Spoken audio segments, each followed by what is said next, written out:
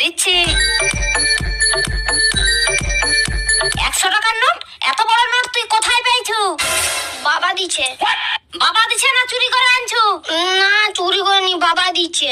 সত্যি কথা বল, না হলে এক্ষুনি তোর বাবাকে ফোন করবো। না, বাবাকে ফোন করিনি, আমি সত্যি কথা বলছি, আমি ঘর থেকে চুরি করে এনেছি। তাই বল, চুরি করে আনছু? ঠিক আছে, পালা। আমার বাকি টাকাটা ফেরত দাও। কিসের ফেরত? ওইটার দাম 100 টাকা। চুপচাপ পালিয়ে যা, না হলে এক্ষুনি তোর বাবাকে ফোন করবো। না, বাবাকে বলনি। কিছুক্ষণ পর ঘর থেকে চুরি করে টাকা না, তারা তো দেখাচ্ছি মজাটা। দোকানি তোমাকে কি কোনো টাকা দিছে? ও টাকা চুরি করে আনছিল বলো? হ্যাঁ, ঘর থেকে টাকা চুরি করে আনছিল।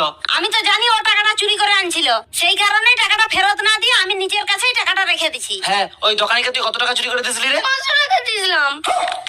কাকিমা, বাচ্চা ছেলে ভুল করে নিয়ে চলে এসেছে, 500 টাকাটা ফেরত দিয়ে দাও। ঠিক আছে, আর কোনোদিনও চুরি করবি